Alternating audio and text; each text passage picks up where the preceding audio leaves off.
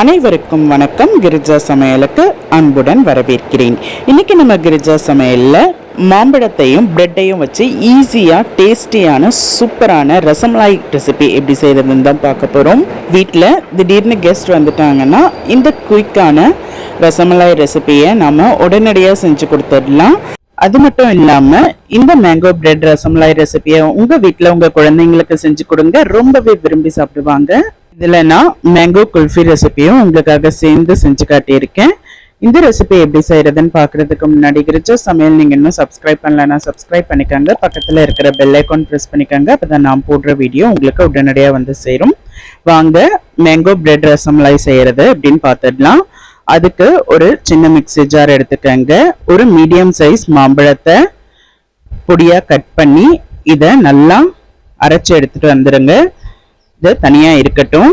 அடுத்த ஒரு மிக்ஸி ஜாரில் 2 டேபிள் ஸ்பூன் அளவுக்கு சர்க்கரை சேர்த்துக்கங்க. இதையும் நல்லா பவுடர் பண்ணி எடுத்துகிட்டு வந்து தனியாக வச்சிடுங்க. ஃபஸ்ட்டு நம்ம அரைக்கிறதெல்லாம் ரெடி பண்ணி வச்சுட்டா இந்த டிஷ்ஷை செய்கிறதுக்கு ஈஸியாக இருக்கும்.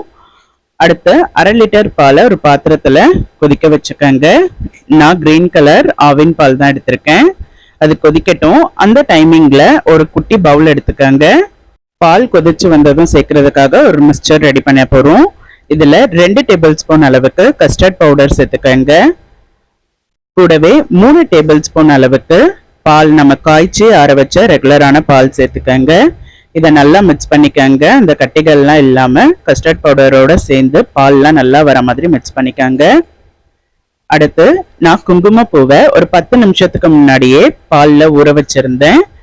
இதையும் நம்ம இந்த கஸ்டர்ட் மில்க்ல சேர்த்துக்கலாம். குங்குமப்பூ சேர்த்து செய்யும்போது நமக்கு நல்ல ஃப்ளேவர் கொடுக்கும். அதுக்காக நம்ம குங்குமப்பூ சேர்த்து செஞ்சுக்கலாம். உங்களுக்கு குங்குமப்பூ சேர்க்க விருப்பம் இல்லைன்னா நீங்கள் மஞ்சப்பொடி கூட கலருக்காக சேர்த்துக்கலாம்.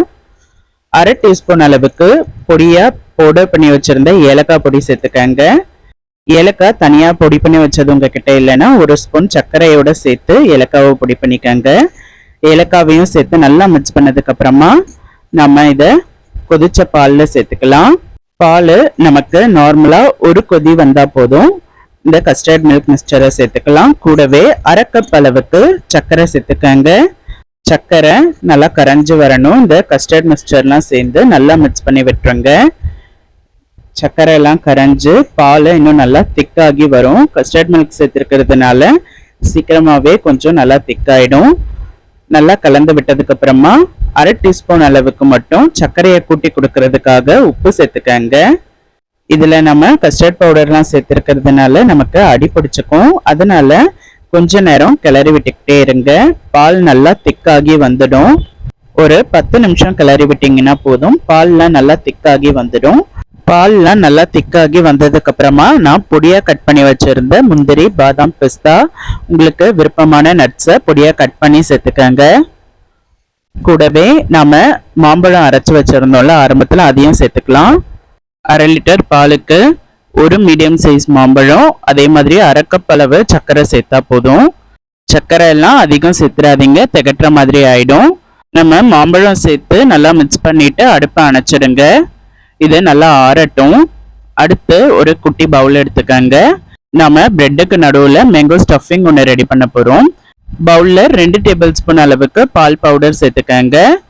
கூடவே 2 டேபிள் ஸ்பூன் அளவுக்கு நம்ம ஆரம்பத்தில் பொடி பண்ணி வச்சுருந்த சர்க்கரை, இதுக்கு தான் பொடி பண்ணும், சர்க்கரை சேர்த்துக்கலாம். 2 டேபிள் ஸ்பூன் அளவு ஃப்ரெஷ் க்ரீமை நான் 2 டேபிள் ஸ்பூன் அளவு பாலில் நல்லா மிக்ஸ் பண்ணி எடுத்து வச்சுருக்கேன். நல்லா திக்காகவே இருக்கட்டும். இதையும் நம்ம பால் பவுடரோட சேர்த்துக்கலாம்.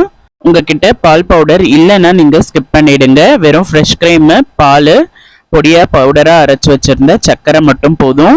கூடவே பொடியாக கட் பண்ணி வச்சுருந்த ஒரு மீடியம் சைஸ் மாம்பழத்தை இதோட சேர்த்து நல்லா மிக்ஸ் பண்ணிக்கோங்க.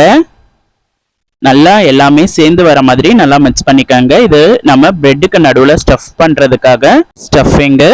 இப்போ ஸ்டஃபிங்கும் ரெடி ஆகிடுச்சு, தனியாக எடுத்து வச்சுடுங்க. அடுத்து பிரெட் ஸ்லைஸ் எடுத்துக்கோங்க. இது நீங்கள் விருப்பப்பட்டால் முழுசாகவும் சேர்த்துக்கலாம். அப்படி இல்லைன்னா நான் அழகாக இருக்கணும், ரசமலாய் மாதிரி ஷேப்பில் இருக்கணுன்றதுக்காக நான் ரவுண்ட் ஷேப்பில் ஒரு டம்ளரை வச்சு நான் கட் பண்ணிக்கிறேன். இந்த மாதிரி பிரெட்டை ரவுண்ட் ஷேப்பில் கட் பண்ணிக்கோங்க. உங்களுக்கு எத்தனை பிரெட் ரசமலாய் வேணுமோ அதுக்கேற்ற மாதிரி நீங்கள் கட் பண்ணி எடுத்துக்கோங்க. மீதி இருக்கிற பிரெட்டை பவுடர் பண்ணி பிரெட் கிரம்ஸாக ஸ்டோர் பண்ணி எடுத்து வச்சுக்கோங்க. கட்லெட் செய்யும்போது யூஸ் பண்ணிக்கலாம். இந்த மாதிரியே எத்தனை பிரெட்டாக வேணுமோ அதுக்கேற்ற மாதிரி நீங்கள் கட் பண்ணி எடுத்துக்கோங்க. அடுத்து ஒரு சர்விங் பிளேட் எடுத்துக்கோங்க. இதில் எத்தனை பிரெட் ஸ்லைஸ் வேணுமோ அதுக்கேற்ற மாதிரி நீங்கள் வச்சுக்கோங்க. நடுவில் நம்ம ஸ்டஃபிங்க்கு ரெடி பண்ணி வச்சுருந்ததை சேர்த்துக்கலாம். சேர்த்து 2 பிரெட் ஸ்லைஸில் இது மாதிரி சேர்த்துக்கோங்க. சேர்த்து இன்னொரு பிரெட் ஸ்லைஸில் க்ளோஸ் பண்ணிக்கோங்க. ஸ்டஃபிங் ஃபில் பண்ணிவிட்டு இன்னொரு பிரெட்டை வச்சு நம்ம க்ளோஸ் பண்ணிக்கலாம். நான் 3 பிரெட் ஸ்லைஸை ஸ்டஃபிங் ஃபில் பண்ணி ரெடி பண்ணி எடுத்துக்கிட்டேன். அடுத்து நம்ம ஆற வச்சிருந்த ரசமலாய் பாலை இதில் சேர்த்துக்க போகிறோம். மேலே இருந்து நல்லா சுற்றி பரவலாக சேர்த்துக்கங்க. இந்த ரசமலாய் பால் சேர்த்துட்டு ஃப்ரிட்ஜில் நம்ம ஒரு 1/4 மணி நேரத்துல இருந்து 20 நிமிஷம் பொறுத்து எடுத்து சாப்பிடும்போது ரொம்பவே டேஸ்ட்டாக இருக்கும். நம்ம இதில் மேலே பொடியாக கட் பண்ணி வச்சுருந்த நட்ஸை உங்களுக்கு விருப்பப்பட்டா சேர்த்துக்கங்க. நட்ஸ் எல்லாம் சேர்த்துட்டு ஃப்ரிட்ஜில் 1/4 மணி நேரத்துல இருந்து 20 நிமிஷம் வச்சு லைட்டாக கூலானதும் எடுத்து சாப்பிடுங்க. சூப்பராக இருக்கும். அடுத்து நம்ம இந்த ரசமலாய் மில்க்லேயே குல்ஃபியும் செஞ்சுக்கலாம். மேங்கோ குல்ஃபி. நம்ம ரெடி பண்ணி வச்சிருந்த அந்த பால் கொஞ்சம் மீதமாக இருந்தது, அதனால நான் குல்ஃபி ரெடி பண்ணி காட்டுறேன். இந்த மாதிரி குல்ஃபி மோல்டு ஃபுல்லாக நீங்கள் ஃபில் பண்ணிக்கோங்க. ஃபில் பண்ணி எடுத்து க்ளோஸ் பண்ணிக்கோங்க. உங்ககிட்ட இந்த குல்ஃபி மோல்டு இல்லைன்னா நீங்கள் டம்ளரை ஐஸ்கிரீம் ஸ்டிக்கை வச்சு கூட நீங்கள் ரெடி பண்ணிக்கோங்க. இதை 7லேருந்து 8 மணி நேரம் ஃப்ரீசரில் வச்சு எடுத்துக்கிட்டா நமக்கு மேங்கோ குல்ஃபி சூப்பராக ரெடி ஆகிடும். நான் 7 மணி நேரம் வச்சு எடுத்துக்கிட்டேன். இதை ஃபஸ்ட்டு நம்ம வாட்டரில் நல்லா வாஷ் பண்ணிக்கலாம். அப்போ தான் குல்ஃபி ஈஸியாக எடுக்க வரும். இப்போ நல்லா வாஷ் பண்ணி எடுத்ததுக்கப்புறமா ஈஸியாக வருது பாருங்கள்.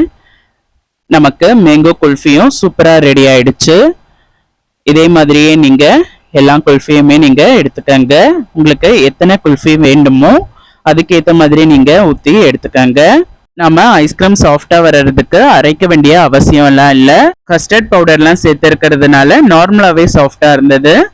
நீங்களும் இந்த மேங்கோ பிரெட் ரசமலாயும் மேங்கோ குல்ஃபியும் உங்கள் வீட்டில் ட்ரை பண்ணி பாருங்கள். ட்ரை பண்ணி பார்த்துட்டு எப்படி இருந்ததுன்னு சொல்லுங்கள். மறக்காமல் கிரிஜா சமையலுக்கு சப்ஸ்கிரைப் பண்ணிக்கோங்க. அடுத்த கிரிஜா சமையலில் வேறொரு ரெசிபியில் நான் உங்களை மீட் பண்ணுறேன். நன்றி, வணக்கம்.